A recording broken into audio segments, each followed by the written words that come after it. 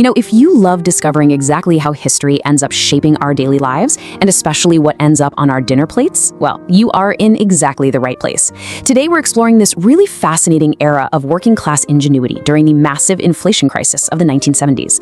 This incredibly tough economic period actually birthed a whole menu of forgotten yet absolutely brilliant dinners. These weren't just meals, right? They were literal culinary life rafts that carried American families through some of the toughest financial times of the century.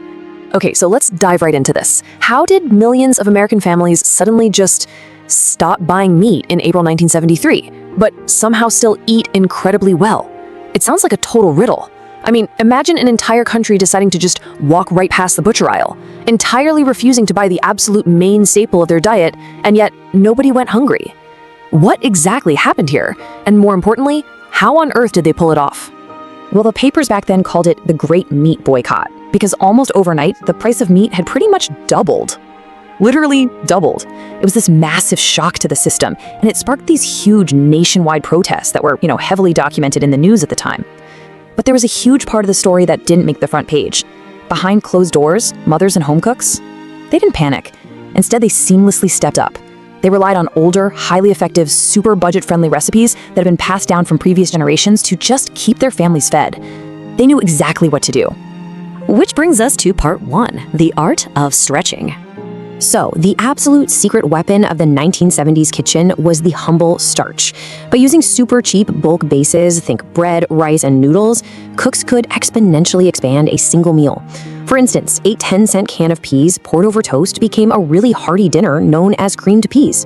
Or a simple block of cheddar melted over bread, that became Welsh rarebit.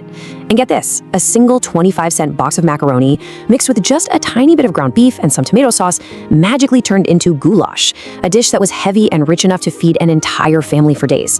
The starch didn't just accompany the meat anymore, it practically became the meal itself.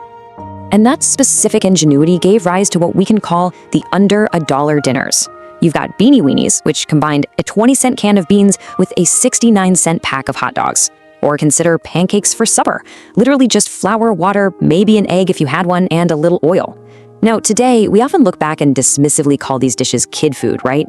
We treat having breakfast for dinner like it's this fun, quirky little novelty. But back then, no way. These were absolutely crucial, highly effective survival tools. They cost mere pennies to make, they filled stomachs incredibly fast, and they kept children happy and fed when the household budget had completely run dry. But you know what's incredibly ironic about all this? It's how much our modern perspective on food has shifted. Just compare these 1970s survival costs against today's restaurant prices. Back then, stewing some canned tomatoes over toast cost about 12 cents. Making Welsh rarebit, which, let's be honest, is essentially just a sharp cheese sauce over toast, cost maybe $1 for the whole family. Fast forward to today. You walk into a trendy cafe and you're paying $9 for a deconstructed tomato toast, or $6 for a basic grilled cheese sandwich. We are literally paying a massive premium today for the exact same dishes that used to be a family's desperate, penny-pinching weeknight supper. Moving on to Section 2, Pantry Staples and Scraps. See, when standard cuts of meat suddenly became these unaffordable luxuries, households survived by turning to the absolute cheapest, least desirable options out there. Families leaned heavily on the stuff butchers practically gave away. We're talking liver and onions at 49 cents a pound, pork neck bones for just pennies, canned pink salmon for 50 cents, and those little tins of Vienna sausages for a quarter. Now, obviously, these weren't exactly considered glamorous ingredients, but through the sheer skill of Southern, Midwestern, and immigrant families across America, these cheap butcher scraps were completely transformed into deeply nourishing, protein-rich meals. Simmering those pork neck bones for hours yielded this incredibly rich broth for rice. Crushing the actual bones into canned salmon made these calcium-rich, crispy fried patties. It was just pure, brilliant resourcefulness. Now, what's really interesting about this whole era is the defining ingredient right at the center of it all, a single can of cream of mushroom soup. Now, this wasn't really eaten as soup, oh no, it was a structural binder. It took these cheap, totally disconnected ingredients like a handful of frozen vegetables, maybe a quarter pound of ground beef or a can of tuna, and just seamlessly bound them together into a rich, warm, cohesive casserole. It was the absolute foundational magic behind legendary regional dishes like the Midwestern tater tot hot dish or the nationwide staple tuna noodle casserole. It was a total game changer. All right, let's look at Section 3, the boxed food takeover. So, as families were out there perfecting this grassroots survival cooking, the corporate world was definitely watching. In 1971, General Mills launched Hamburger Helper. And their pitch? It was perfectly timed. Stretch 1 single pound of expensive ground beef to feed 5 whole people, just by using their boxed pasta and seasoning. Then, hit 1973, Meat prices double, the boycott kicks off, and inflation just skyrockets. Families desperately needed to stretch whatever meat they had. The result of all this? By the late 70s and into the 80s, relying on these boxed products became permanent, and traditional scratch cooking really began to rapidly fade from the American dinner table. Because here's the thing, the food industry didn't actually invent a new way of cooking. Not at all. They simply took grandmother's free wisdom, that age-old practice of stretching a tiny bit of meat with bulk rice, noodles, and a simple sauce, and they just commercialized it. They took those exact same cheap starches and seasonings, sealed them up in a cardboard box, printed a smiling glove logo on the front, and sold that convenience right back to the public at a premium markup. It was an incredibly successful pivot that forever changed the way America cooked, essentially selling us the convenience of forgetting the survival skills we already had. And that brings us to section 4, dignity in a casserole. To really, truly understand this era, we have to look past just the recipes and the pure economics of it all. During the mid to late 1970s, relentless inflation and widespread factory closures absolutely gutted working-class paychecks.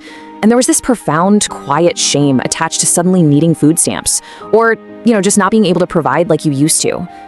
Proud families who had always made it entirely on their own were suddenly struggling just to keep the lights on. So this era of cooking, it wasn't just about mixing ingredients in a bowl. It was about dressing up poverty. Presenting a hot, bubbling dish straight from the oven allowed a tired parent to put food on the table and keep their family's head held high. So the really crucial point here is perfectly captured in this quote from our source material. The point was never just calories. It was the feeling of setting down a real meal at a real table and saying we are still all right. That right there, that is the heart of it. Dishes like hamburger gravy poured over mashed potatoes or messy, sweet sloppy joes on a cheap bun, they were fundamentally about providing comfort. They were like armor. They transformed the harsh reality of an empty wallet into the feeling of a bountiful, deeply satisfying family dinner. And that actually brings us to the challenge from our source material, and a question that I really want to leave you with today. Which forgotten dinner will you make this week? It's so easy to look back at things like tuna noodle casserole or salmon patties and just write them off as these outdated relics of the past. But I challenge you to go into your kitchen, grab those simple, inexpensive ingredients, and make one of these meals entirely from scratch. See if it's really as bad as pop culture remembers, or if you end up discovering the exact same honest, warm comfort that fed an entire generation. Try it out and see what you learn from the ultimate 1970s survival menu. Thanks so much for joining me on this explainer, and I'll catch you on